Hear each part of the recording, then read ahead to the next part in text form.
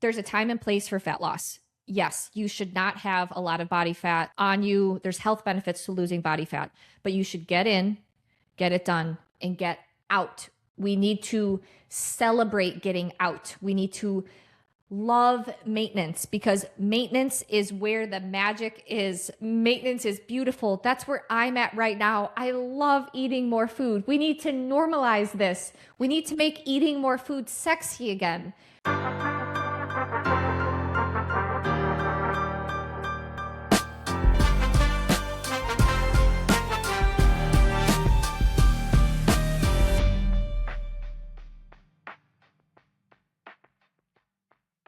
Welcome back to the Rooted in Resilience podcast. Today, I am joined again by Kathleen, and we are going to be talking about how to come out of a fat loss phase. So before we dive in, I kind of just want to set the scene.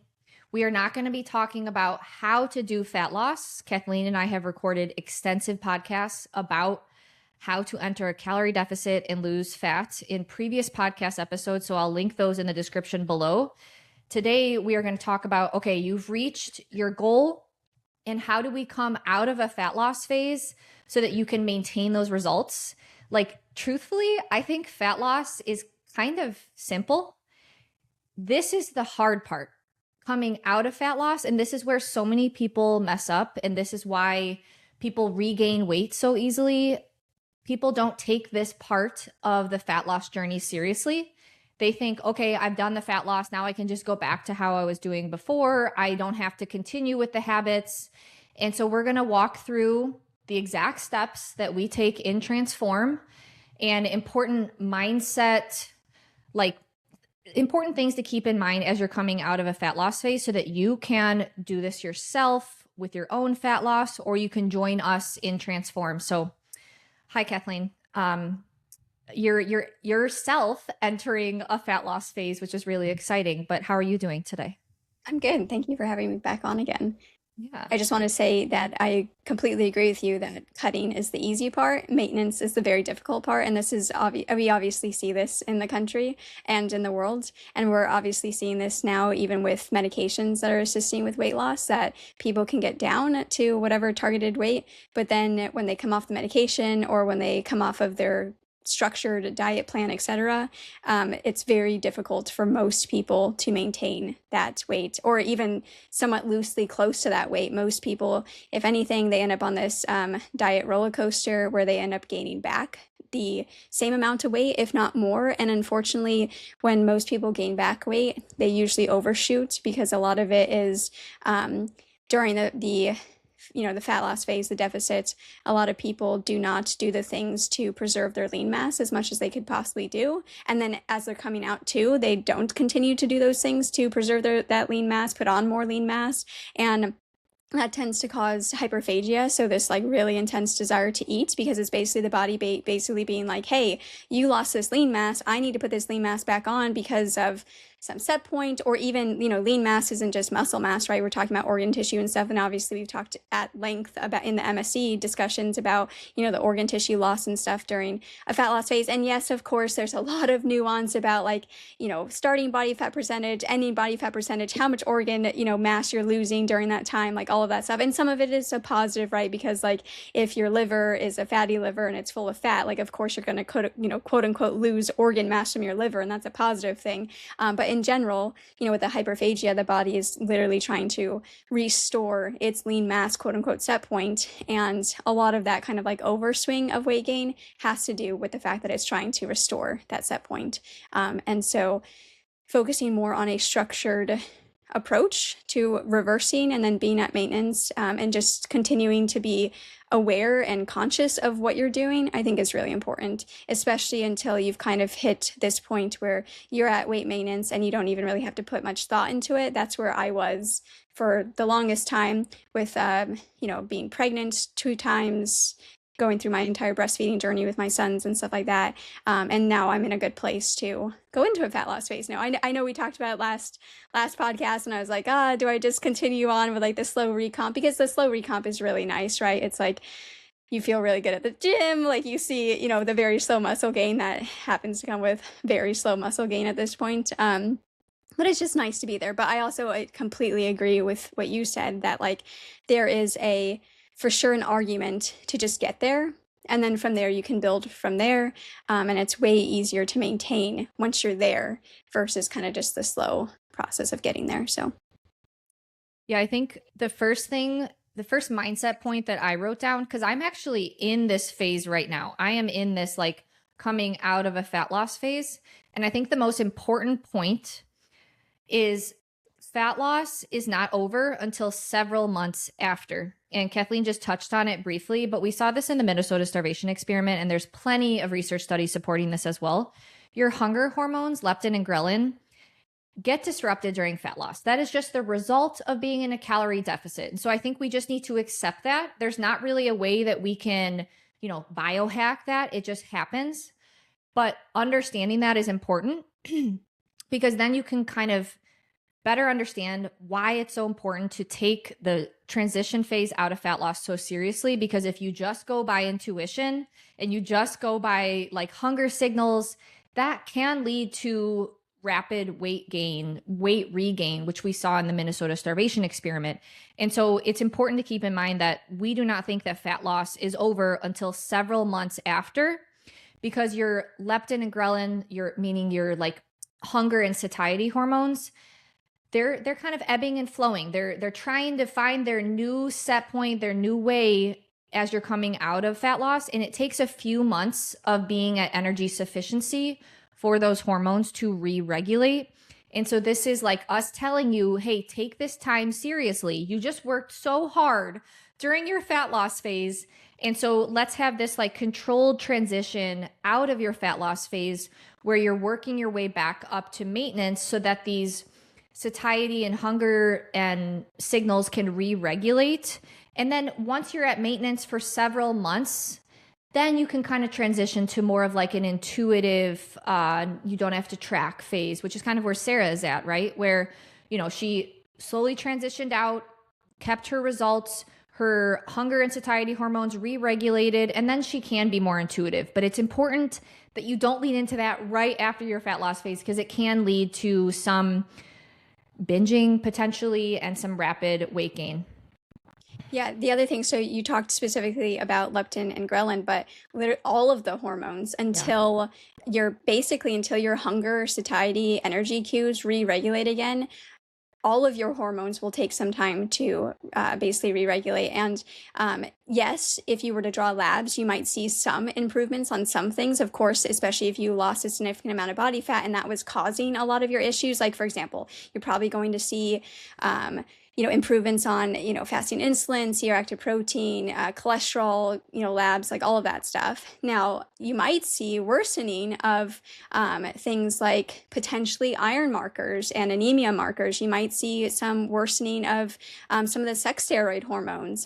You might see a little bit of elevation in things like cortisol and stuff like that. But these are kind of par for the course, no matter which direction you take with your fat loss phase, whether it's a, kind of slow, drawn out, minus 20%, eventually you're going to get to that point, or is it a, kind of a faster get in, get out approach like what we do in Transform. And so, in general, once your kind of satiety, energy, hunger, hormones, cues, etc., once they re-regulate, at that point, your, other hormones, et cetera, should be starting to re-regulate. And I think it's really important to remember that. I also think too that a lot of people, especially when it comes to women, we now know, like, there was just a great research paper talking about this, about how, first of all, the 28-day cycle, it's an average. And it's like a theoretical, like, this is the quote unquote, like, best possible situation. And it's like that because there's so much variance in the female cycle from each woman, that they kind of have to just say, like, this is what we're going off of, and then we're going to say luteal's 14 days, follicular's 14 days, and that's what we're saying. But we know that that's 100% not true, and that you honestly have to look at the individual woman and literally track her entire cycle, and then like make no changes whatsoever to actually get like a true representation of like, this is what her actual hormone profile looks like for her cycle. And so, just because you see differences from the mean, quote unquote, because we really don't have a mean, honestly. We're starting to develop a mean now because we have more and more of these labs and stuff. That doesn't necessarily mean that there's something wrong. And I think that, and especially when it comes to things like testosterone labs for women, like the testosterone lab assays that we have right now are really just not all that sensitive and stuff. And so you can, look at LH, but like even, with LH showing that, you're heading into ovulation, that you ovulated, etc. Some women, like, there's in this new research, there's a lady that has a 30-day cycle. Her LH surge happened day one. So she's literally on her period. She just started her period, and that's when her LH surge happened. That's when she ovulated. And that's like her normal cycle, right? So I think it's, really important to not just tie. I mean, this is obviously too why all the HRT people, doctors, they're not prescribing based off of labs. They're prescribing based off of symptoms for this reason, because of how much variability there is in the, the average woman's cycle and stuff. And yes, like, over time, do we want to kind of see those things smooth out and maybe get closer to this quote unquote, like, what we believe to be the theoretical mean? I mean, potentially, possibly. I think there's arguments for that, but I also think that we just really don't know, and we need to continue to do more data collection, basically, to see these things. But long story short, like, I think labs can be helpful, but they're not telling you the entire story, especially if you're at the point where, like, you're starting, like, you're feeling really good. You just crushed your fat loss phase. You went through this, like, challenge and you made it through, and you're, like, feeling better, feeling lighter on your feet. So you're coming out, you're starting to get more energy again and stuff like that. And then you get a lab done, and the lab tells you, like, oh, whatever is low or whatever. And it's like, okay, like, that could have just been a transient, variation in your normal day to day, and like based off of when you took the lab, all of that stuff. But also, I think the other really important thing to remember is quote unquote the receptors, quote unquote, because just because you show you thyroid or you whatever, so like normal, that doesn't mean EU meaning EU. That doesn't mean that that your receptors aren't quote unquote receptors. So your cell signaling isn't such that you respond to that thing more than someone who's like higher than you. And so yeah, there's so much nuance here, right? Which is why I think labs can be really helpful. They can help kind of point us in the right direction and stuff, but also the idea of like what you measure is what you manage. And so just because you measure something, that doesn't necessarily mean it's telling you the entire picture. And so I think it's always really important to remember that, especially because, a lot of people show just low across the board, and that's usually indicative of a low energy availability state. And it's like, until you address that state, like just giving someone a hormone is not going to address the problem, right? Now, if you had actual damage to something, if you had to have it removed, so, surgical removal and stuff, then that's a different conversation. But in general, the body can't do with what it doesn't have. And so if you don't give the body enough, energy sufficiency, and looking at the macronutrients is of course too, because there is, obviously a need for protein. There's obviously a need for some fat too, but there's also a carbohydrate, low energy availability too. And then sufficient micronutrients, which is always why we really continue to harp on, like, during the fat loss phase, if possible, and for sure as you're coming out of the fat loss phase, if there have been any micros that you just have like not been hitting, you really need to focus on meeting those micros as you're coming back out again. So sorry, that was a lot there, but no, I think to summarize there, this is a really important point.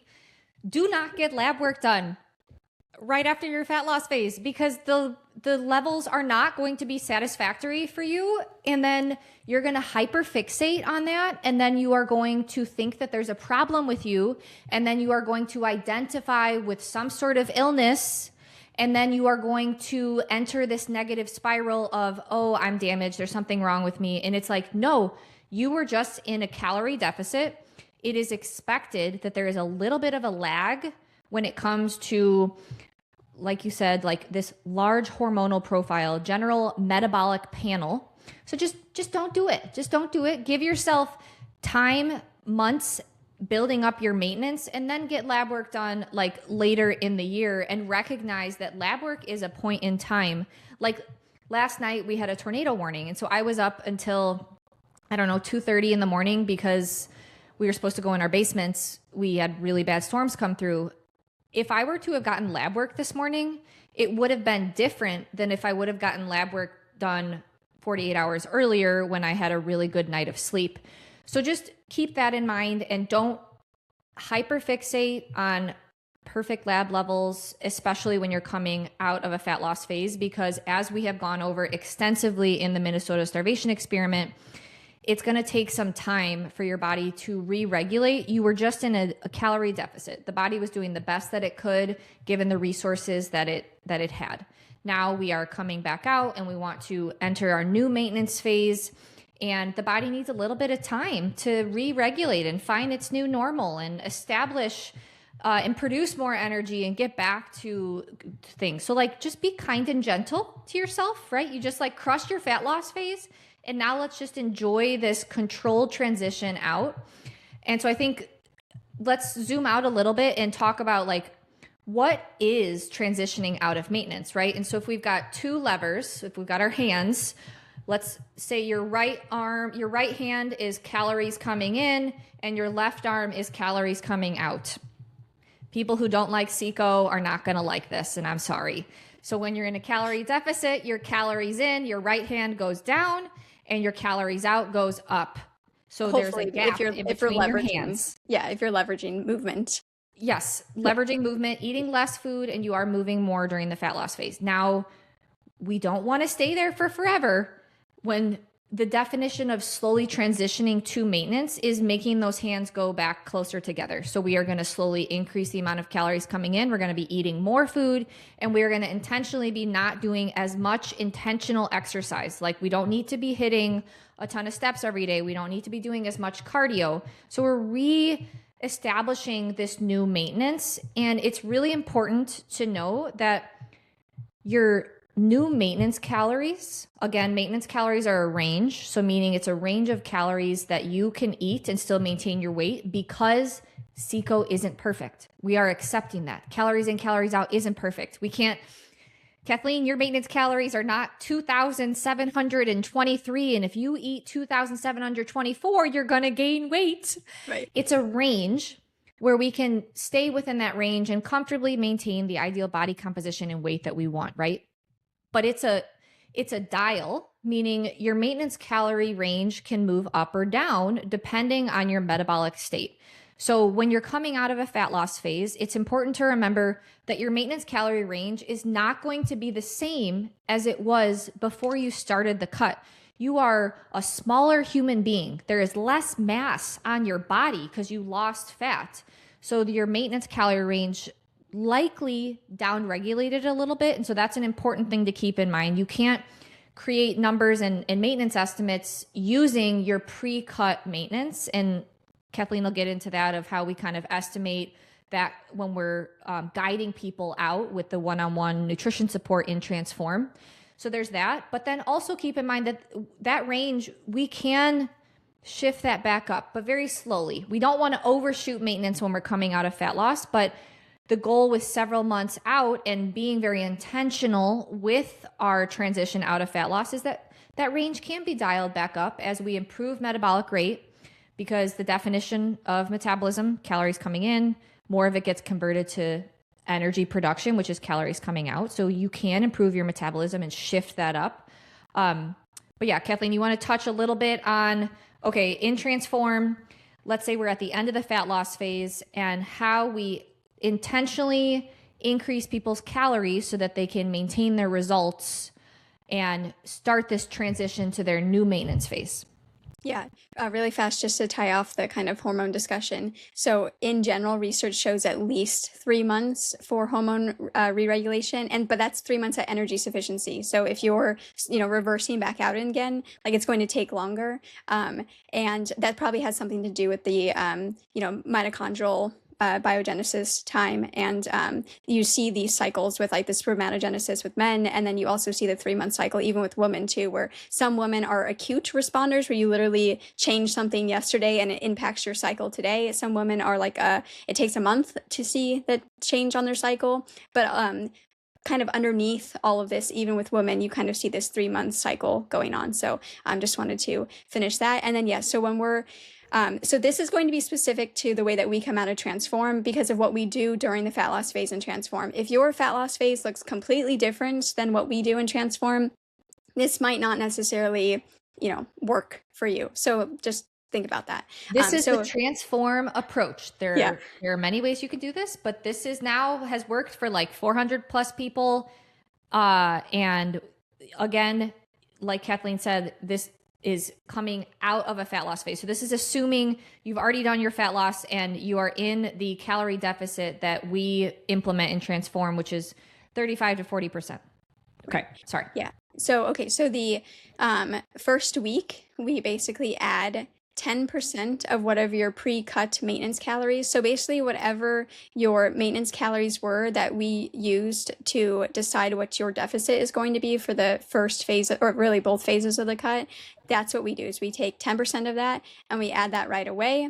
And then we also decrease steps by 1,000 and we're back to 1 cardio per week. So we basically go from that last week of the cut, we're still doing 2 cardios. We drop down to 1 cardio. We drop off 1,000 steps. So we're still positive 2,000 steps from basically when we started. And we are still doing our 2 lifts per week, only 1 working set though. And then, like I said, we increase 10% pre-cut maintenance calories that first week out. And then any questions about that?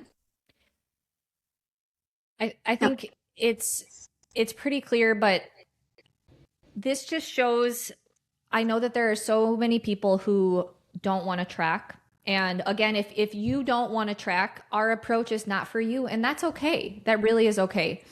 But we have just seen that being intentional with tracking during this phase, yes, it seems meticulous. Yes, it seems like, oh my gosh, are you being like crazy restrictive? No, we have a goal. We want to get it done. Right. And we don't want to do it again, right? Exactly. Like let's get it done, and then move on in life so that you don't have to keep going through these yo-yo cycles, right? If being intuitive and just, oh, this is what I feel like doing today, like if that hasn't worked in the past, why do you all of a sudden think it's going to work now? So this is yes, it seems like, oh my gosh, you're tracking. Yeah, because we want to accomplish the goal and then move on in life so we can feel better, look better, and then like crush our passions and pursue fun things in life. All right, sorry, go ahead. Yeah. And so with this too, we recommend that you continue to eat the same foods that you've been objectively doing the best with during the cut. And like now is not the time for the pizza, right? Like it's just not. Now is not the time for like the banana bread, right? In a couple weeks, it's going to be the time, but not right now. And the other big thing, like we kind of talked about earlier, is if there have been any micronutrients that you have just really not been hitting, like getting not real close on during the cut, with this kind of bigger bump in calories, we do, really kind of push that people start to really focus on them and try, at least every other day, try to have like a, slightly higher micro day for, these micros and then the next day, etc. You kind of like oscillate back and forth just to kind of help to get things going again. And then the next week we stay at the 2, lifts per week, 1 working set still. And we increase calories anywhere from 5 to 7.5% of their pre-cut maintenance calories. We bring down steps another 1,000. We keep cardio the same, and still recommend you keep eating the same foods, keep building those micros.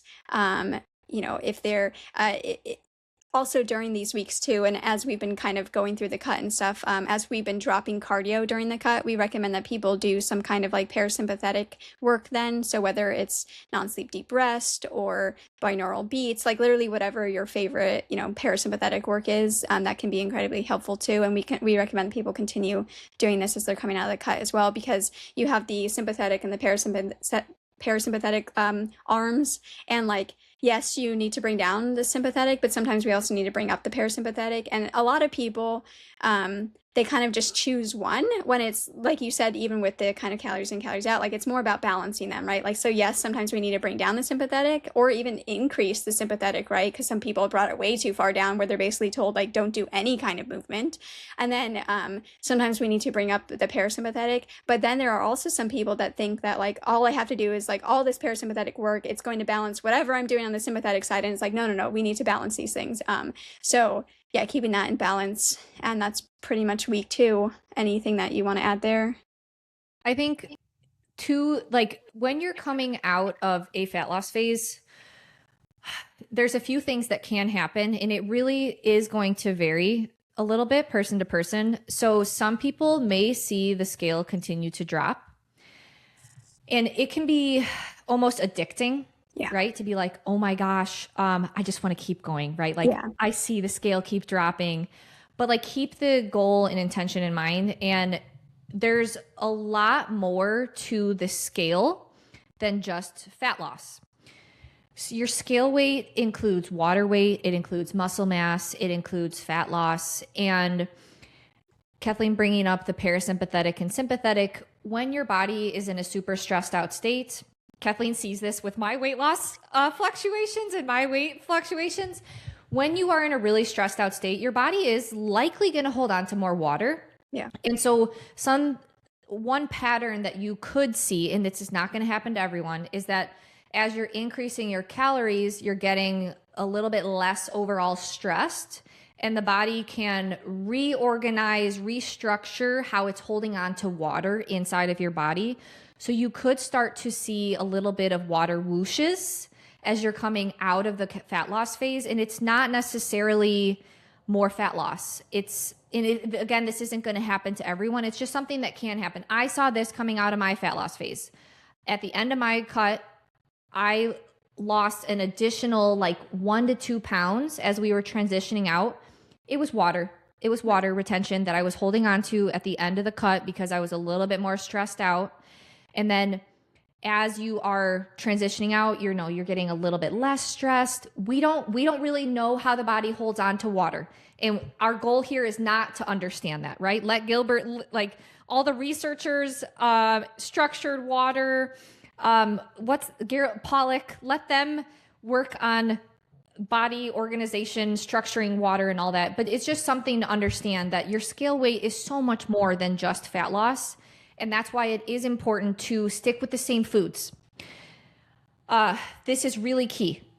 It's going to lead to like your body, your digestion staying more consistent. It's going to lead to a better mindset as you transition out. You're going to see less of these like bumps in your weight, because imagine if you're coming out of a fat loss phase and you start to go get pizza, or you do a bunch of processed food really high in sodium, and your body leads to more water retention.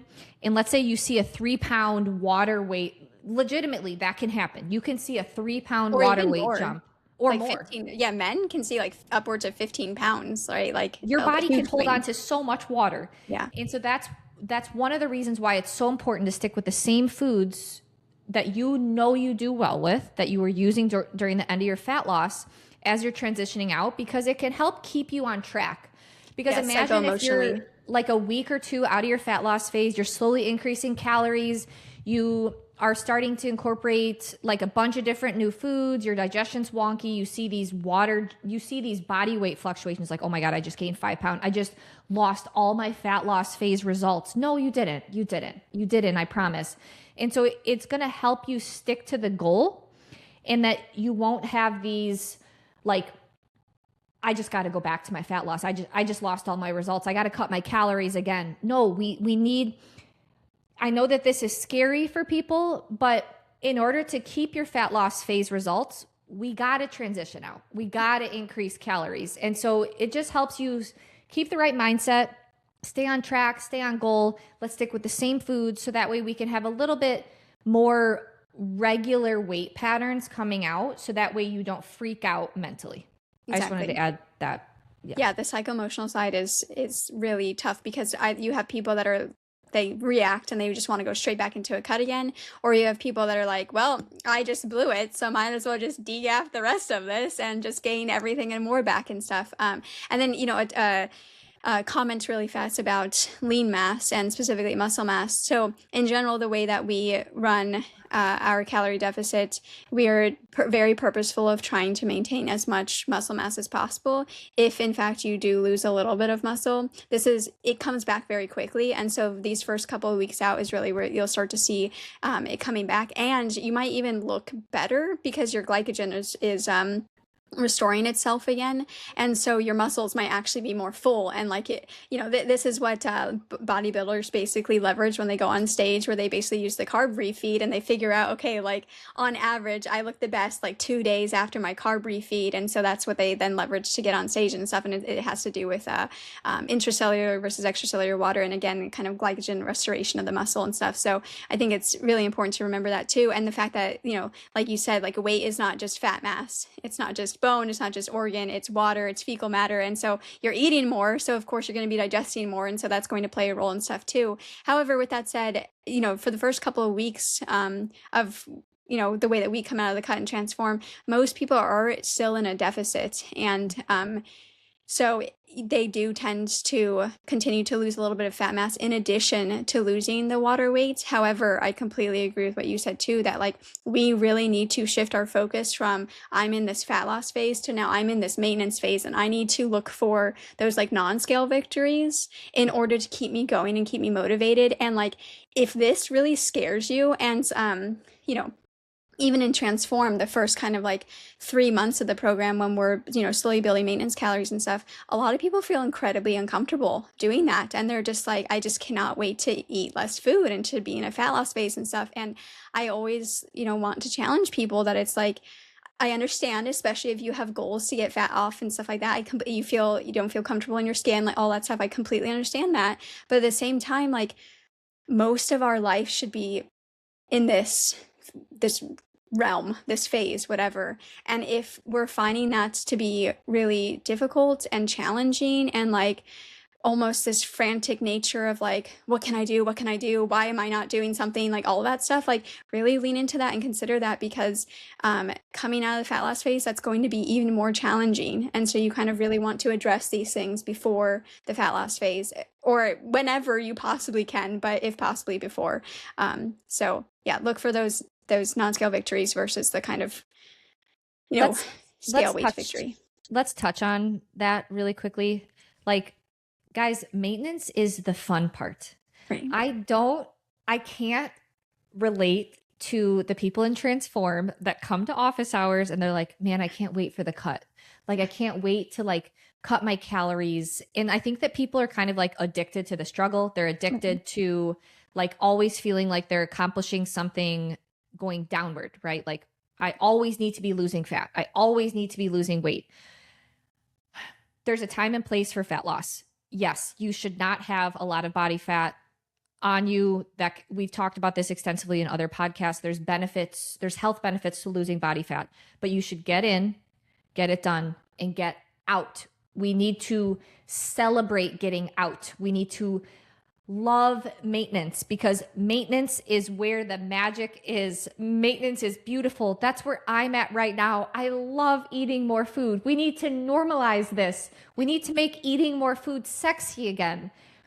It's where you finally are at like energy sufficiency. You can crush your like PRs in the gym. You can build muscle mass. You can improve body composition.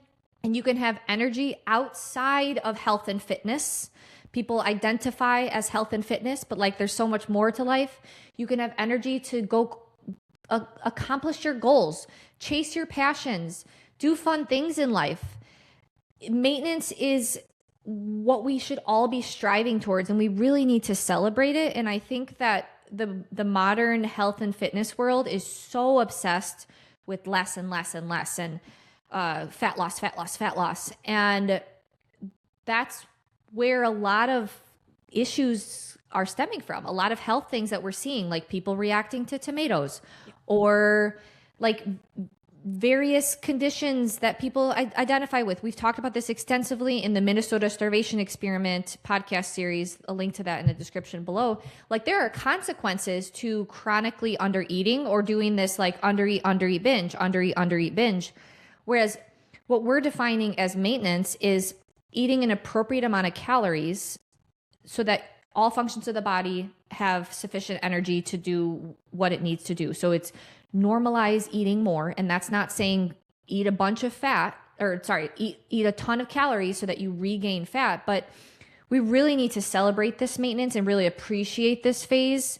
And It's one of my favorite things to see people go through transform and the light bulb goes on of they're like, wow, like I finally get it. I finally understand that this is the phase that when I can get to maintenance, life is easier.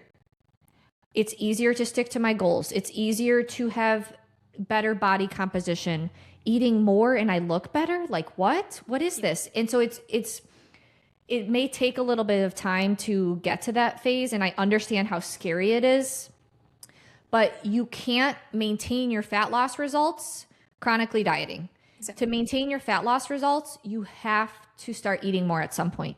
You have to transition out because your NEAT, non-exercise activity thermogenesis, and your metabolic downregulation happens. We saw this in the Minnesota starvation experiment. At a certain point, the body is like, okay, well, calories coming in is low. I got to downregulate a lot of stuff. And that is going to happen if you stay in this chronic dieting phase. And so I think just celebrating maintenance and loving and appreciating being there. I love eating more food. When Kathleen gives me a calorie bump, I do a little dance. And her body is like, yes, more food. I'm hungry again. Let's go, every single time. And I just want to talk about that really fast. You do see this, that when you increase calories, like, so you might be, I don't know, at 1,700 calories the last phase of your cut, and then you're fine. Like, yeah, you're like hungry, but like you're fine. You're not like ravenous. But then you have like your bumps out, and you're ravenous, and you're like, how was I okay at 1,700, but I'm not okay at 2,000, and I need to eat and stuff. And so, like, just kind of be aware that that's normal. People experience that. The big thing is really pay attention to what time of day are you like the most hungry, and try to work around that. Like, this would be the time that, like, okay, maybe you don't keep things exactly split even between your 3 or 4 meals a day to kind of help this. And then also, like, a big one is sleep. So if you need to eat something right before you go to sleep, or you wake up in the middle of the night and you need to eat a couple crackers or whatever in order to go back to sleep again, just like account for that. And the big thing that I always say too, well, okay, let's cover the third week really fast, and then I'll talk about that really fast before covering the third week, though. Like Ash said, you will see a reduction in BMR. The positive of the reduction in basal metabolic rate, though, is because you're a physically smaller human being. And so, like, that's like a positive thing. So, like, I will take that reduction in BMR because I just lost all that fat mass. So of course I'm going to have a lower BMR. But then, like, the actual quote unquote negative metabolic adaptation that happens to BMR, that actually recovers very quickly. So people that talk about the Biggest Loser study, like the SEAL study, all that stuff, the thing that they like forget to talk about is, like, yes, you do see the kind of loss, and of course it does go down because they're losing weight, but then there's a little bit more past that point. But that a little bit more past that point recovers very quickly, which people forget to talk about. So the thing that seems to take a while to recover is NEAT, non-exercise activity thermogenesis. And in general, we continue to find that the more food someone eats slowly over time, especially carbohydrates, the more their NEAT increases. And so that's kind of one of the things that you just need to go slow. Go ahead, Ash. And that's where we can see your maintenance calorie range shift, like it's a dial. We can shift it up as your NEAT, because it's your body essentially burning off calories, right? Like, you're fidgeting, you're moving more. I can feel this. Right? Like, as an example, I was peeling my Japanese sweet potatoes, obsessed with Japanese sweet potatoes, peeling my Japanese sweet potatoes. I remember in the cut, I'm leaning against the counter, right? Leaning against the counter, peeling my sweet potatoes. Now I'm like, I'm not using the counter to rest my body against, and I'm peeling more vigorously. Yeah. Like, I can notice a difference in just general day to day as I'm pushing my maintenance calories up coming out of my fat loss phase. And so this NEAT, non-exercise activity thermogenesis, you can't tell your body, do more NEAT. Yeah. It's just what it does as your body is sensing. Your body's always listening. It's always keeping score. It's always assessing the environment around it. And one of those things is it assesses calories coming in. If it recognizes calories coming in is low for a long period of time, that NEAT is going to get down regulated. And that people poo-poo on that and say, see, CECO doesn't work. Right. It's a beautiful response by the body. It's literally keeping you alive, right? And so we just recognize, yeah, that happens. Okay.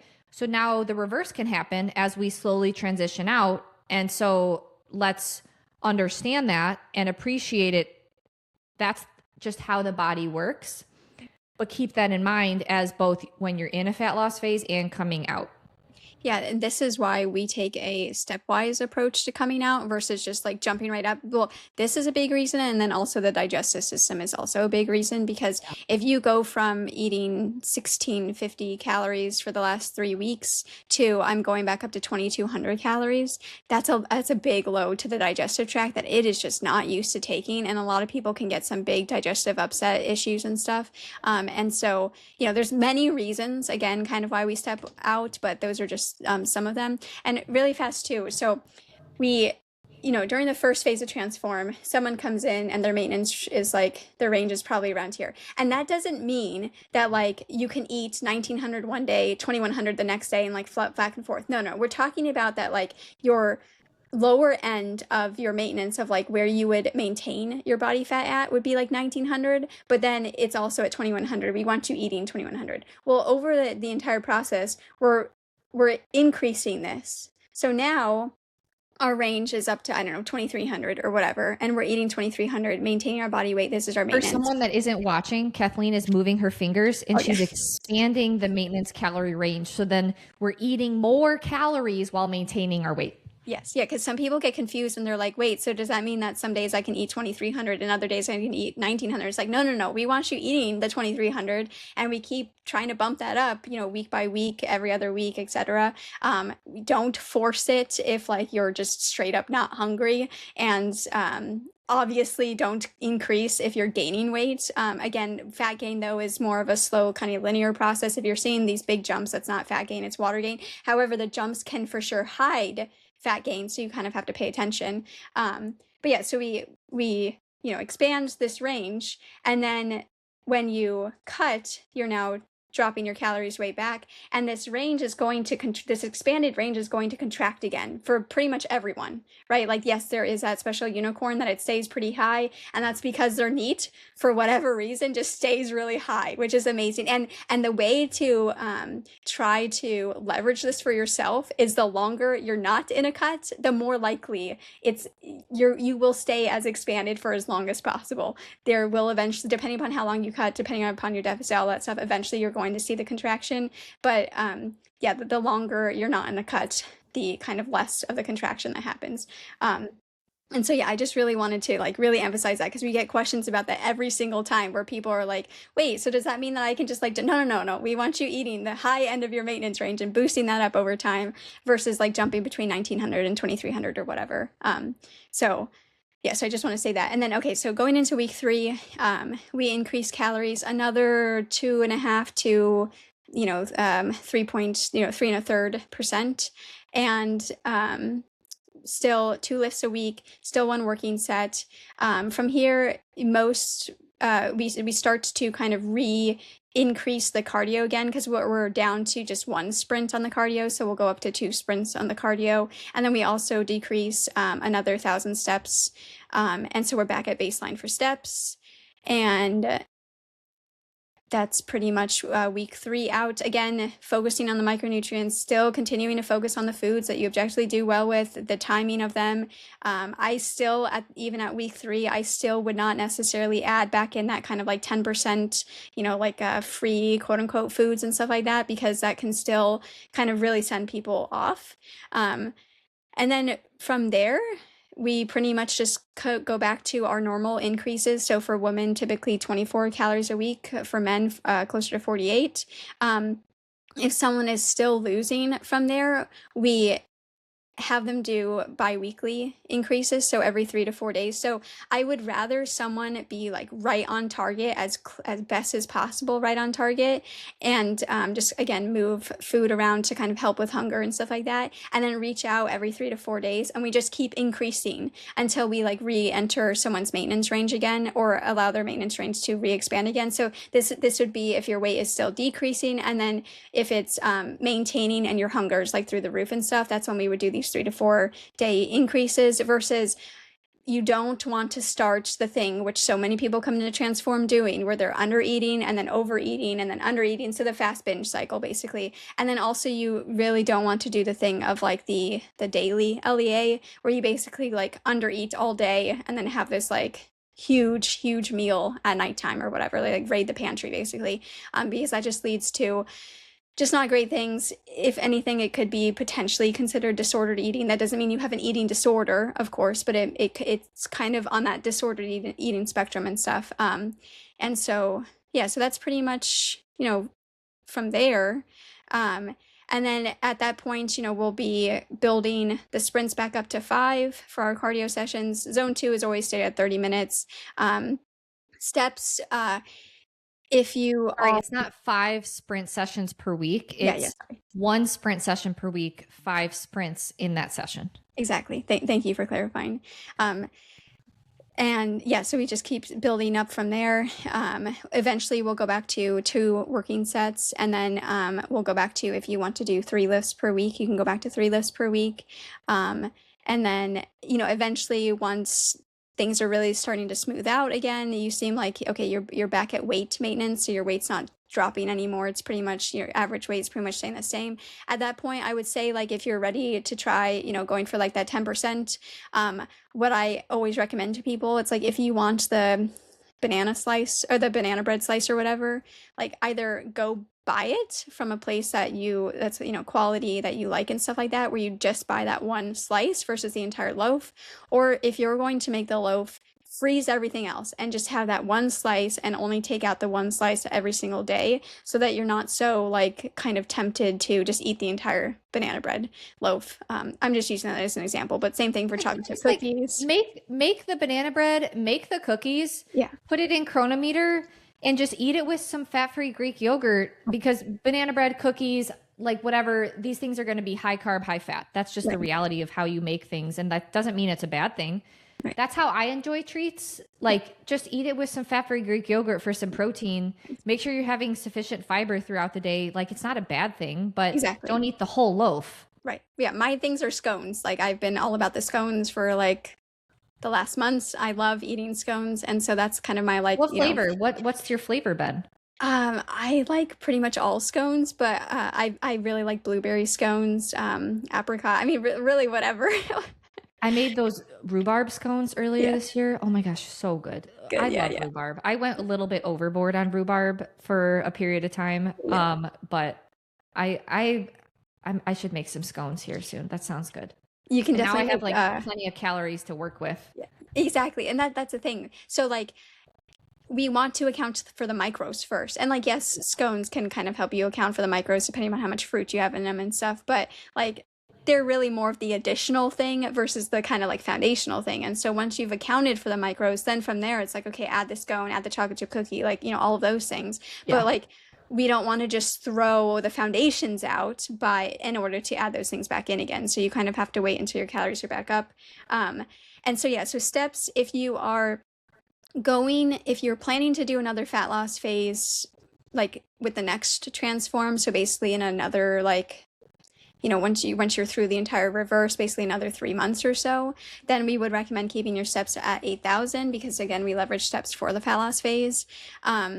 For most people, we don't recommend stacking fat loss phases like that unless you have a significant amount of fat to lose.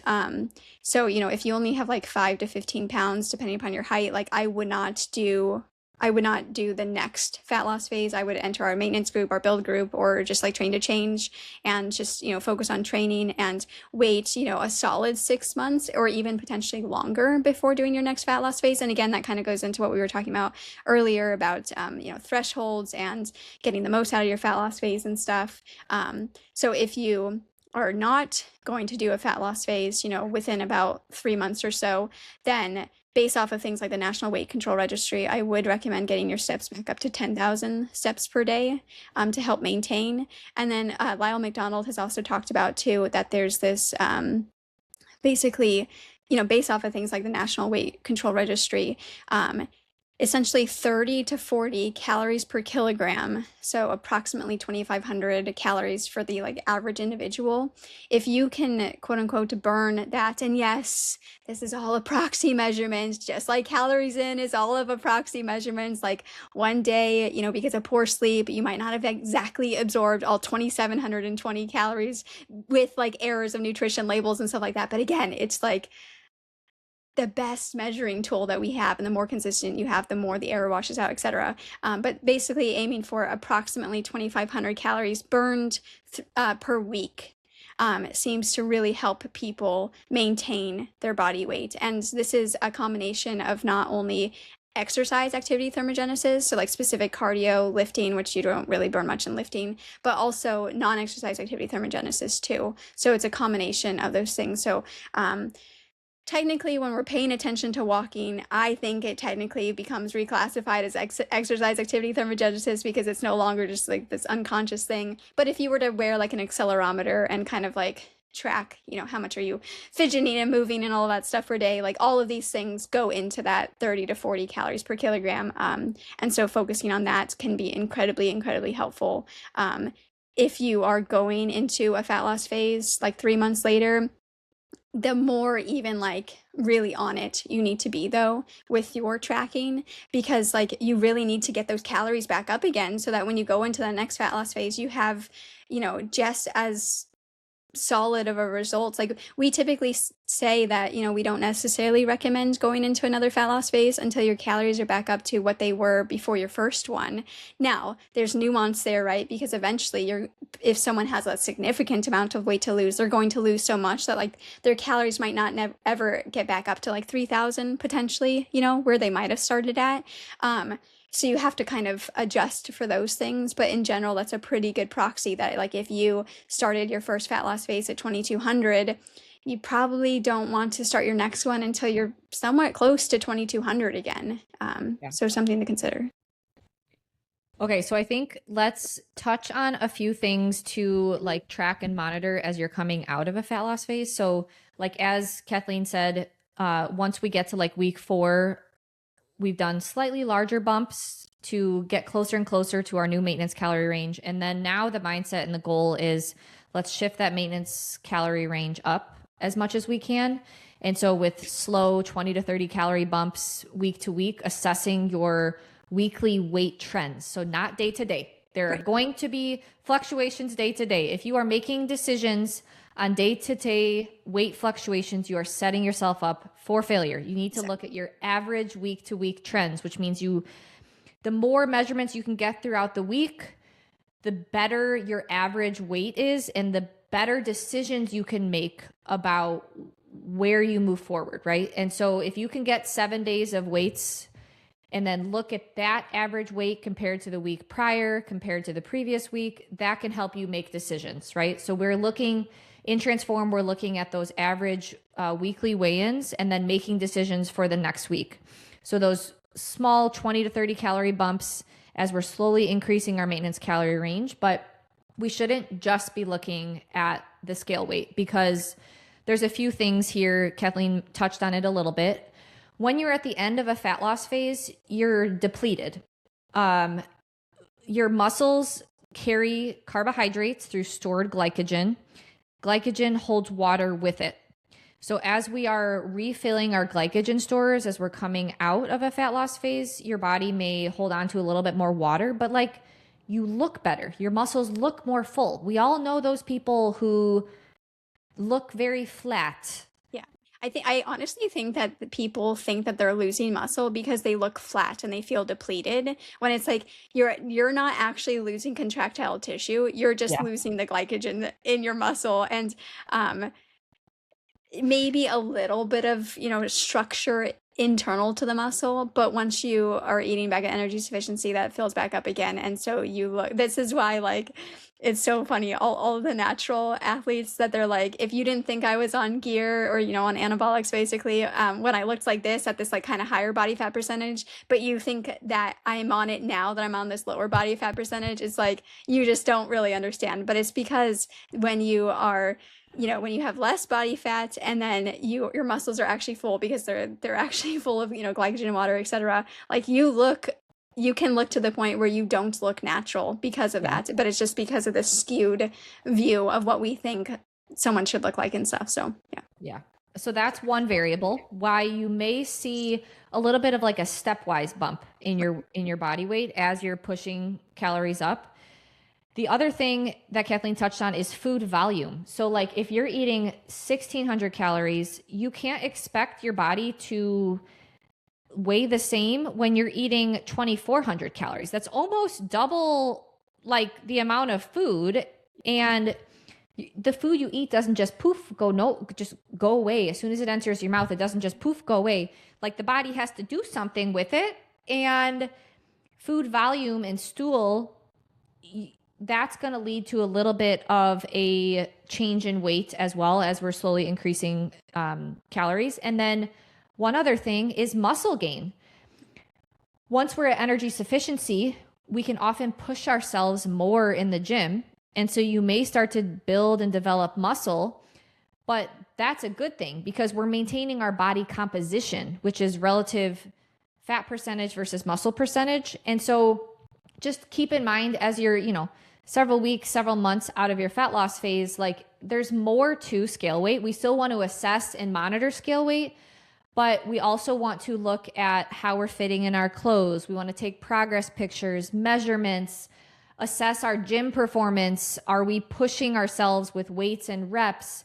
How are we living and functioning day to day? Do you have energy to pursue things outside of health and fitness, right? So just a lot of things to just keep in mind as you're monitoring and assessing how you're coming out of a fat loss phase. It isn't just scale weight, because your scale weight is not a reflection of your body fat. It's more than that. Yeah, so I think there was the research that came out showing that if you lose approximately 1 inch in your measurements, that you've lost 6 pounds of fat. And so if your weight is pretty much staying the same, that means that you're recomping, and so you pretty much have lost approximately 6 pounds of fat, and which means that you would have gained approximately 6 pounds of lean tissue.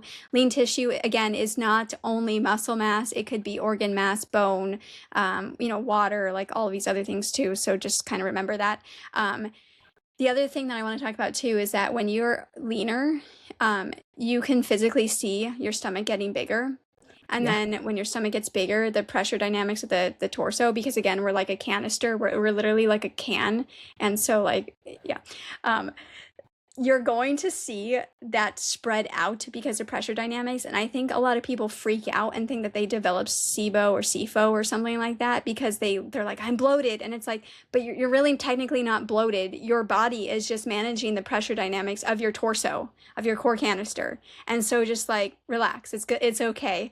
So I think that's another thing to remember. The other thing too, Lyle McDonald just came out with a really good he had a really good post about this, and then he just came out with a really good YouTube talking about how people tend to lose fat, and so we tend to lose, kind of top down. Women tend on average to lose their abdominal fat more quickly than men do. However, women on average tend to not lose their kind of like hips, thighs, buttocks fat where men do.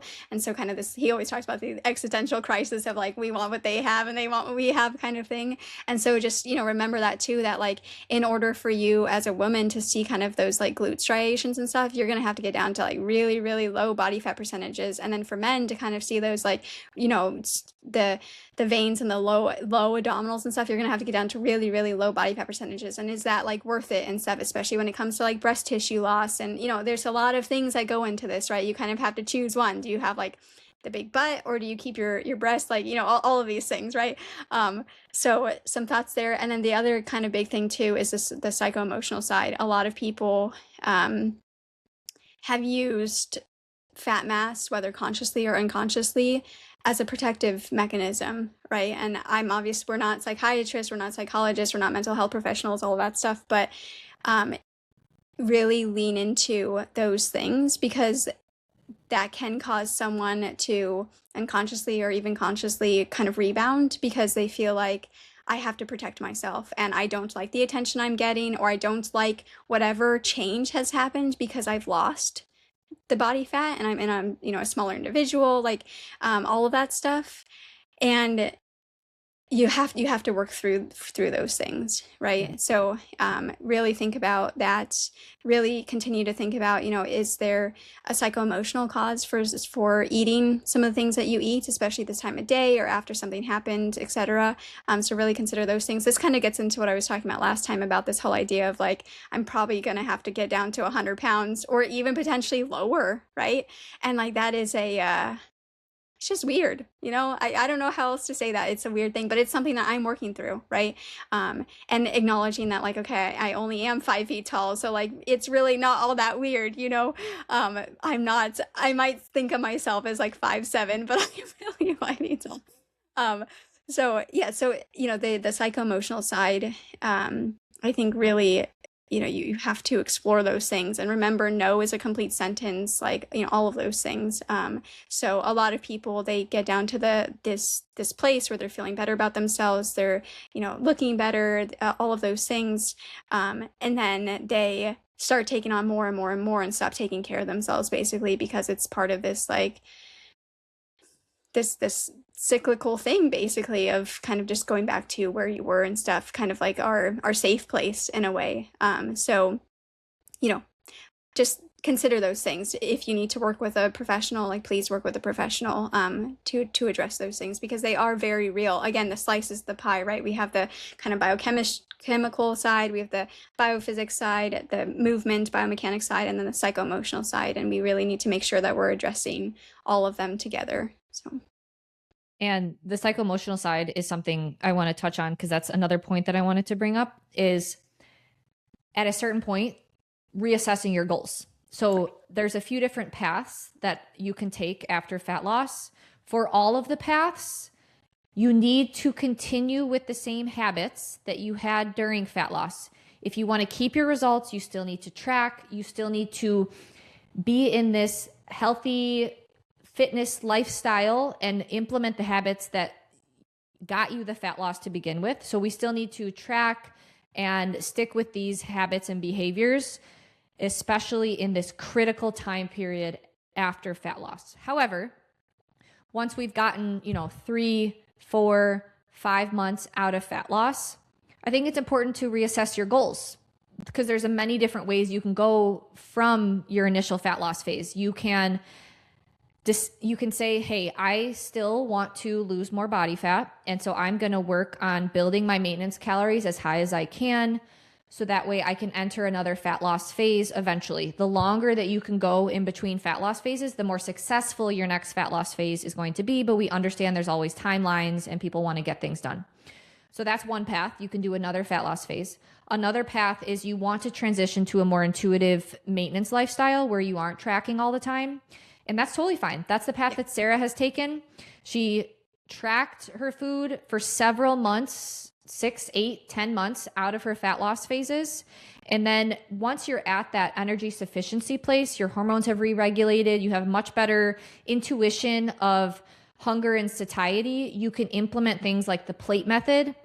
And it's much easier to be able to intuitively track your meals. You've developed all these wonderful habits, and it's a lot more, you can better understand what your body needs for meal to meal. And so that is a path that you can go on, which is transitioning to, hey, I want to maintain my results. I want to just live a healthy lifestyle.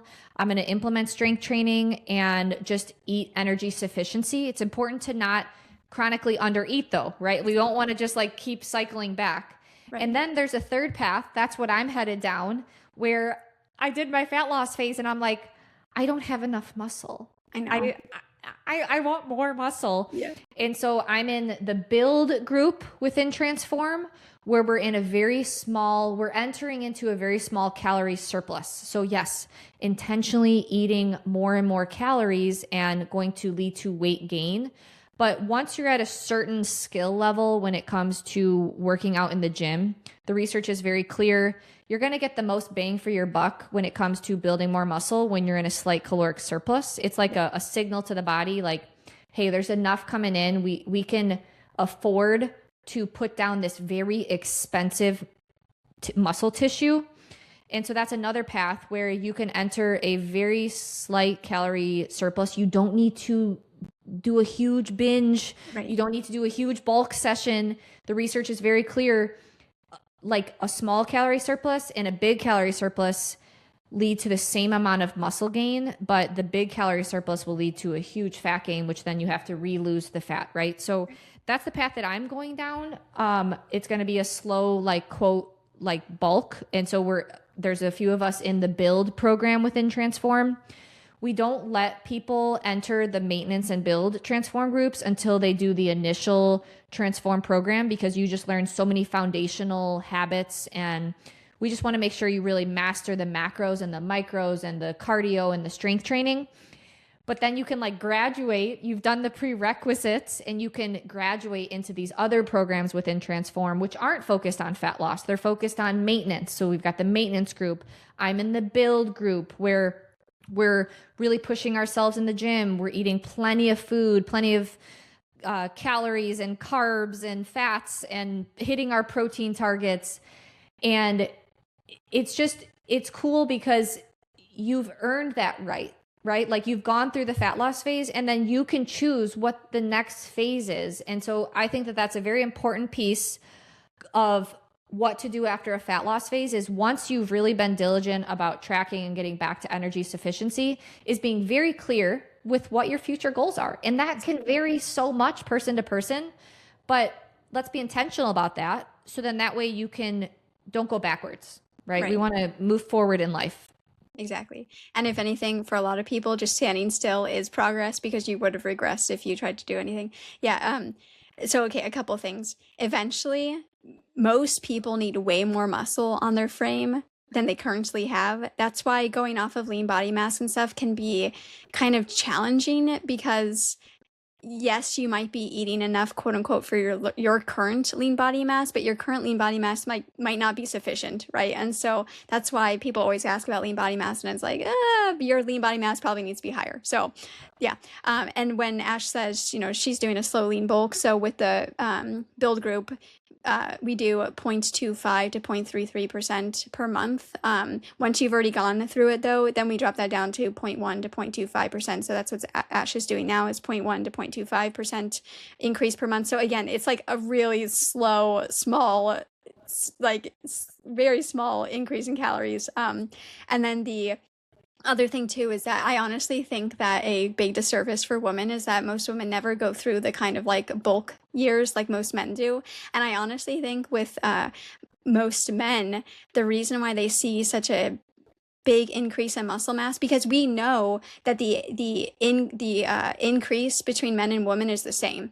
Right. It is exactly the same. We just start with different starting muscle amounts. That's why men have more muscle on average because of that. But women can gain just the same amount as men do, relative. Right.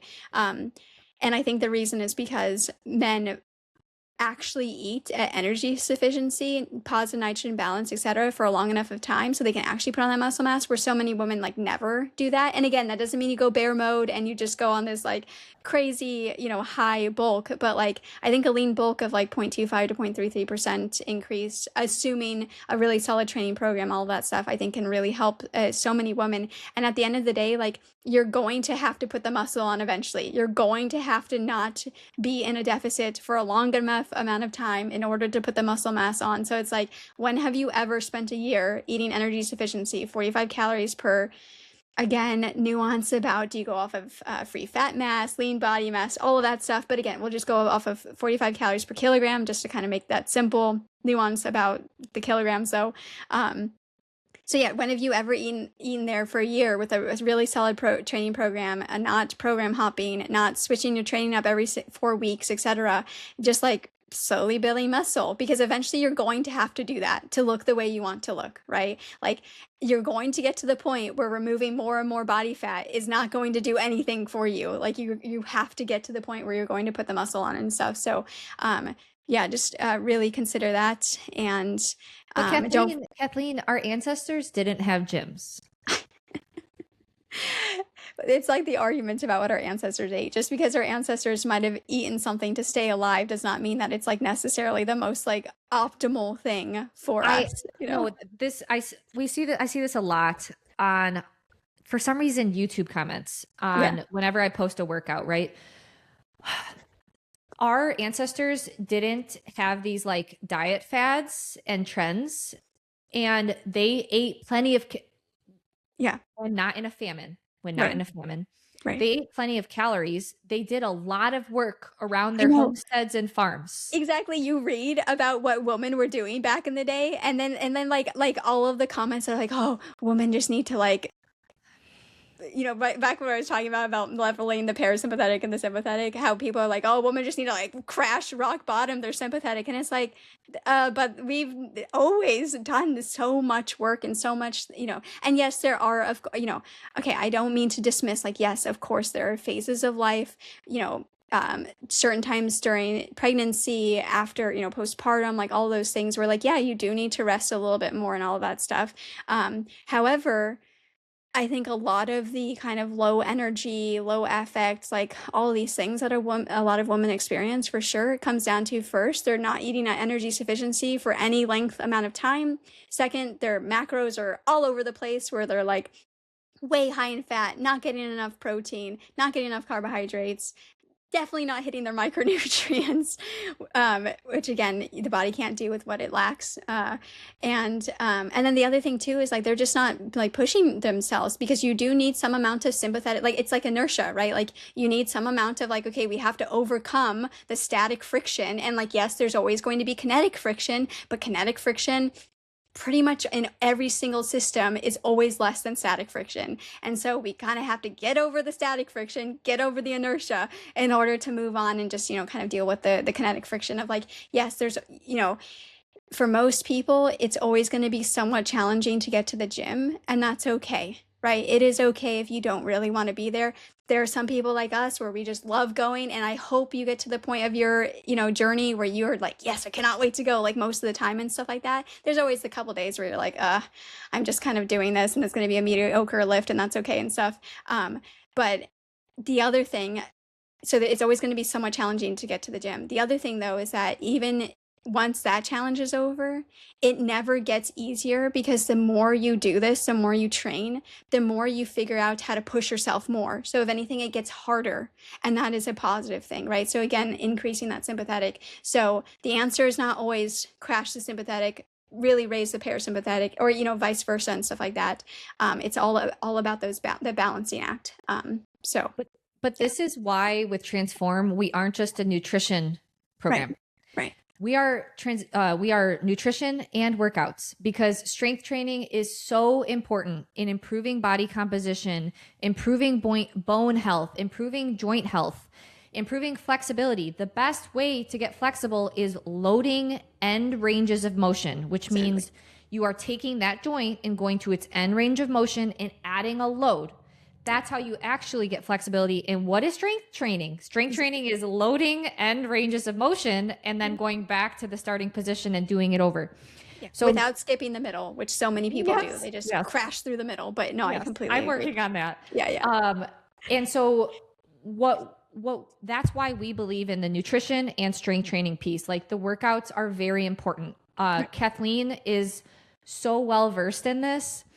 I have worked out for a really long period of time, did powerlifting, and me coming out of this fat loss phase, I was like, Kathleen, I want shoulders. I want to build my shoulders. And like, I am finally seeing shoulder development, and it's like so fun. I'm like, I want pumpkins, delts.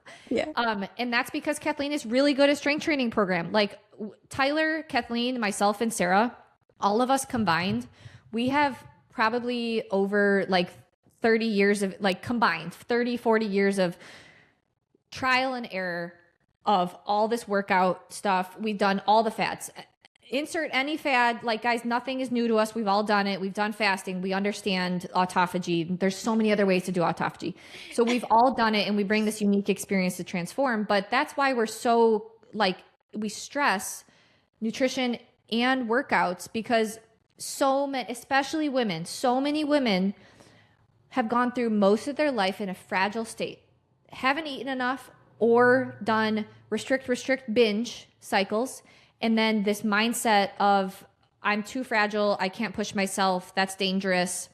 And so as a result, people have lost muscle as they've aged. Whereas if you go back to our ancestors, These women are boss ladies, running the homestead, moving things around, eating plenty of food, but also like loading their muscles. Right. And we just don't have that same, like in the modern health and wellness space, there's all these fears around food, all these diet fads. And so people eliminate entire food groups. They're not eating enough. And so, yeah, the body is not going to choose to hold on to expensive muscle mass. Muscle mass costs the body a lot of dollar bills, meaning it needs to burn a lot of calories to just maintain that muscle mass. And so if someone is in this low energy availability state or restrict, binge, the body's going to choose to eat away at that muscle over time. And we see this. We see this in the literature. And so that's why we are so key on both nutrition and strength training to tone and build the body composition that many people are like looking for. And it's not just aesthetics. It's also like super functional. Yeah. The proprioception, I mean, one of the biggest issues other than, metabolic syndrome and stuff as we get older? Well, it's like you fall, break your hip, have to have a hip replacement, shoulder replacement, knee replacement, and then you just like have horrible, a horrible time coming out of that. And then if anything, for so many people, that's like the beginning of the end, right? And first of all, just being at energy sufficiency going into those surgeries just seems to help way more. But like, can we avoid that in the first place by getting you stronger, all that stuff. So the kind of emergent qualities that come with training versus, like I do think that there can be some utility to purposely training some balance things and stuff. But in general, like just getting stronger seems to really help that as well. So, yeah, I mean, there's so many things. We just go on and on about this topic because it is so frustrating. And like, it is also frustrating too, because for so long, women were told like, hey, if you do these things, it's going to impact your ability for fertility and stuff like that, to conceive. And so women were told like, no, you can't do sports and PE with the guys and all of that stuff because you're not going to be able to conceive because of it. It goes back to like women were told like, no, you can't run the marathon because it's impossible for, women to run the marathon. And if anything, now we find that like women on average seem to do maybe a little bit better with like longer distances than men do. Like, okay, yes, there's on average, we'll just say on average, right? That doesn't mean that they're necessarily faster, but like the ability for the fuel utilization systems of the body and stuff like that. So that's quote unquote stress systems of the body to be able to manage that. That doesn't mean also that I think everyone should go run marathons. Again, back to the goals, time and place, like all of that stuff. But still, like you can do a lot more than you think you can. And like so many women are carrying their like 40, 70, etc. pound child on their hip. And then they're like, I can only pick up the 5-pound dumbbells. And it's like, but you're picking up this 70-pound child all the time. Like where's the disconnect here, right? And so just know that like you are probably way stronger than you think you are. At the same time, though, I understand it can be challenging to get there and to believe in yourself because of all the other narratives. Another thing too is when people start lifting, the motor control and the neuro links that are happening, a lot of people will shake and stuff like that. And they think like, oh, I can't increase the weight because I'm shaking and stuff. If anything, obviously carefully, and this is a little bit easier on machines at the beginning, but on a movement that you can safely bail if you need to, like a dumbbell chest press, for example, just like know how to bail if you have to. If anything, increasing the weight really can help improve because it forces you to self-organize a little bit more, and so it can help you actually improve a lot more quickly and stuff.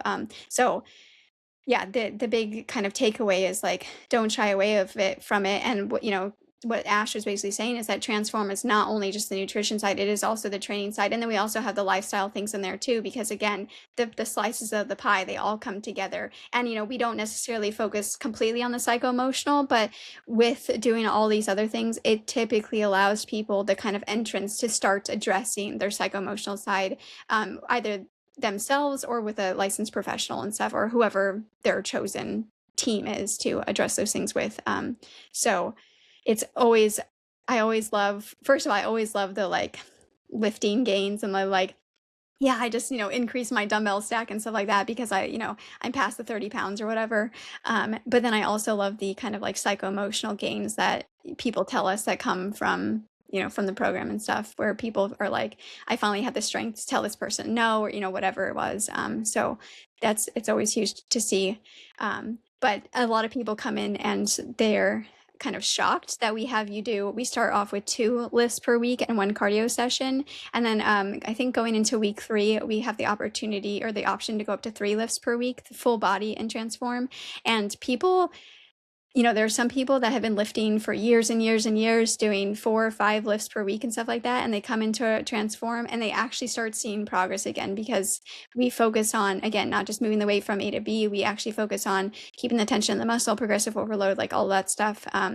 So yeah, I wouldn't let those things, keep you away from considering transform, because you're like, but I'm so used to, lifting 4 or 5 days a week. I thought we had to lift this much to see results. And it's like, no, you definitely don't. And if anything, you might see better results by jumping in. So Yeah, I did 2 strength workouts during the cut per week. And now that I am back in my maintenance calorie range, and I hope I get a calorie increase this week, we'll see. As we're shifting it up, I'm at 3 strength workouts a week. And I said that to someone the other day, and they were like, you can't make progress with 3 workouts a week. And I'm like, yes, you can. Like, I am making more progress now than I ever did back in the day, because it's quality over quantity. And people think that huffing and puffing and just moving and sweating, that doesn't lead to body composition changes. Yes, that can be calorie burns, but it's the stimulus that you put on the muscle. And what I love most about it is that with 3 strength workouts a week, I get so excited to go to the gym. It's just like, today's a gym day. Yeah. Whereas like if you go 5, 6, 7 days a week, it's like, oh my gosh, it's another day. Yeah. And what matters is how this is very important. This is a very important mindset coming out of fat loss, because if you still want to make body composition changes, how you push yourself in the gym really matters. And that's where total recovery, total calories come into play. And that's why it's important to transition out of fat loss and actually enter maintenance and be in energy sufficiency and eat more. Because in order to actually build the muscle, you've got to push yourself. And in order to push yourself, you've got to be recovered. You've got to have enough energy. You got to sleep well. You got to have enough food. And that's the really exciting part about maintenance. So I think it's important that people realize you can do hard things, but more isn't always better. It's let's be intentional with what we're doing and make sure that we are fueling ourselves appropriately. Exactly. Yeah. I always am like, if you can't make gains on 3 lifts per week, like going to 4, I mean, you're just not pushing yourself intensely enough. And like, even honestly, if you can't make gains on 2 full body lifts per week, I don't think the answer is to go to 3. I think the answer is to look at like, what are you doing on those 2 full body lifts per week, and like fix it basically. And then once you have fixed that, then you can go to the 3rd one. Now you do need some minimum. And so, 1 full body lift per week, it's probably not going to move the needle for most people. Like maybe you're going to get like a tiny, tiny bit. It's more going to be like true maintenance, just like maintaining the muscle you have. But then once you increase from there, like, yeah, I always go back to like, okay, send me a form and intensity check. Okay, like this is the reason why. So many people like do very interesting things to move the weight from A to B, completely bypassing the muscle that they're actually trying to work. So, film yourself in the very least. Film yourself. Please don't send me your videos. I don't have time to see your videos. If you join Transform, please send me your videos though. But yeah, in the very least, film yourself and kind of just like watch, what are you doing, and like, are you just like shifting around and stuff like that in order to make it work. And then really fast too, people will push back and say like, oh, every pound of muscle gain like barely increases your BMR. But I honestly don't think it has anything to do with the BMR when you put on muscle. I think it really has everything to do with NEAT. And you are now physically moving around more energetic tissue. And I think that's where the highlight of more muscle mass comes from. So when it comes to calories in, calories out, there's 4 main variables on the calories outside. one of which is BMR, basal metabolic rate. And yes, that takes up the most amount of your calories out, like 75%, I something I like even that. I even push back against that though, because like there's research showing that NEAT can like on the high end, and I again, normal curves, like most of us are Yeah. not on the high end, but I honestly think this is why I can eat so much, is that my NEAT gets so high Yeah. that if anything, my NEAT is just as much as my BMR. So this is where Kathleen and I and Transform, our team Transform, our mindset, we believe in calories in, calories out, but we don't believe in like the Seco bros who say your calories out is set. You can't increase that. We push back on that because what they're going to say is your BMR, your basal metabolic rate. Oh, the research shows you can't really push that. You can't really increase that. Well, there's four variables to your calories out. There's the BMR, basal metabolic rate. There's the thermic effect of food. So how many calories your body is burning to digest your food. There's intentional exercise, which people think that you can just push that higher and higher. The body gets more efficient at moving as you push that higher and higher. So we don't like, you don't burn that many calories strength training. But then there's this fourth variable, which is the NEAT, which is it's non, you don't even think about it. It's the, like you're fidgeting, you're moving. Go back and watch all of our podcasts with Kathleen. You will see that she's just like always moving. She's always moving, always shifting. So your NEAT, what Kathleen is saying is as we improve our metabolic rate, so the rising tide lifts all boats, your metabolism, the body's ability to take the calories that you're eating and convert it into energy, the body has to do something with that energy. And so what we're saying, and this is where the repeat bioenergetic principles come in, is that as you improve your metabolism, your NEAT's going to increase. And that is how we can see this expansion and increase in our maintenance calorie range, which means we can eat more without gaining weight. Exactly. I have people say like, "Oh, I think I've entered my maintenance range." And it's like, I mean, you probably have entered your maintenance range, but we're going to keep going. So as long as your average weight keeps staying the same, we're going to keep increasing and keep trying to basically drive up NEAT as high as we can get it. And I love it too, because eventually people are like, I feel compelled to move. I'm like, yes, that's exactly what I'm looking for. Like, I want you to feel like a little kid where you're like, I just feel like skipping right now. And I understand that people might look at you and think that you're crazy because most people are not like that. But I promise you that eventually, if you are the person that like paces around the kitchen at a friend's house, eventually people consciously, unconsciously, whatever, they're going to start pacing around the kitchen too. And, you know, the world will just be a better place. And like, okay, sure, maybe someone will say like, oh, that's like ADHD or whatever. And it's like, I honestly don't think so. I think, yes, like, yes, of course, there can 100% be issues with ADHD and like those things. But I also think that a lot of people, pathologize things that are quite normal because you just have the energy to move like a little child. Basically, it's like you wouldn't say like a toddler that's like running around like having all this energy and stuff like that they necessarily have ADHD. It's like, no, that's just like normal, they're just moving, you know, like that's just who they are. And I'm not necessarily saying that as adults we're going to get back to that point of like moving that much and stuff, but like getting closer to that point of like, okay, I have so much energy that I just feel like skipping right now, or just, you know, whatever it is. So I love it when our like 70-year-old ladies are like, yeah, I figured out how to skip, I can skip again and stuff, because it's like it makes them so happy because they feel like a part of, like, they reconnected with that small child. And like, you know, people talk about like, you know, of course, remothering yourself or refathering yourself and stuff. And I think a part of that is also the kind of movement side too, of like, you know, you are reconnecting with like who you were when you were younger and your ability to move and the way that you were able to move and stuff like that. So again, it's all interconnected at the end of the day. Slices of the pie, but it's all one pie. So Yeah. anyways, I always really appreciate and love the conversation, and am always grateful to have the conversation. And if you like these kind of conversations, we have more of them in Transform. We have our weekly Q&A, and then we also have weekly office hours, so you can talk to Ash one time a month, or myself one time a month, Tyler one time a month, or Sarah one time a month, and then the coaches every single week, based off of, you know, if your coach is in your cohort and stuff.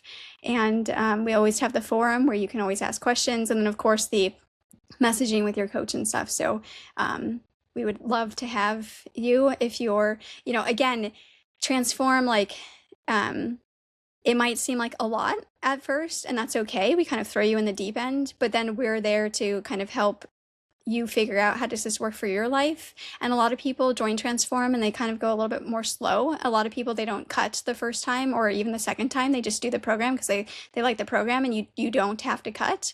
You don't have to do the entire cut, like all of that stuff. We do cut at the same time though, so like we don't start the cut early or late. It's just like these are the dates of the cut, and that's it. But yeah, as long as your expectations are meeting reality, we're all happy to kind of help you go a little bit more slowly and stuff. Like some people, they completely, they don't even really think about the micronutrients at first. We think that's obviously really important. But at the end of the day, as calories are getting higher, as you're kind of like dialing in, 90+% minimally processed whole foods, like by the time your calories are higher, it's more about fine tuning the micronutrients. And so it's a really good kind of overarching thing.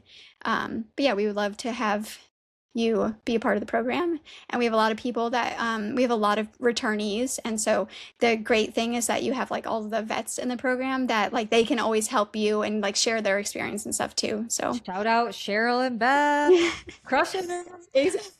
I know, so many people. We have like 30 people from winter continuing on to summer, Awesome. into the summer group. So yeah, it's really great to have them in there because, everyone's life is a little bit different, and like how my life looks versus yours. And, there's like, so they can always give their, their feedback and kind of how they approach the situation and stuff, which is incredibly helpful. And we're very grateful for it too, because it is truly like a kind of a small family in a way during the program. But what I was saying is that like, yes, it is, it's a very purposeful 24 weeks. And, but it really sets you up to, okay, we this is just who I am now. And so I think it's really great for that. And yeah. Yeah. All right, your child is calling you. We have now officially given you guys the entire Transform program. So between these podcasts with Kathleen and myself, you now have all the tools at your disposal to do the Transform program, the build up metabolic capacity in phase 1, fat loss phase in phase 2, reverse diet transition out into maintenance phase 3. We've now outlined it all. We're not here to gatekeep anything. What Transform brings is the community, one-on-one nutrition support, and we put it all in this easy-to-use app, so there's no friction. There's this wonderful community, Team Transform. We're all doing it together. So it's like this combo of group coaching where it's a community, but then also one-on-one nutrition support, because like your audience listener, your macros for your fat loss phase is not going to be the same as mine. And that's not the point. It's you, like relative to you. And so we provide that with one-on-one nutrition support with the coaching. So if you guys want to join the next Transform group, we start July 6th and we only do 4 rounds a year. So we keep things like smaller, close knit. And so definitely join the waitlist link in the description below, because then you're part of the group that gets first notified when signups open up. So yeah, any final words, Kathleen? No, I think that was a great summary. Thanks again for having me on. Yeah, it's always fun. All right. Thanks, guys. We'll talk soon.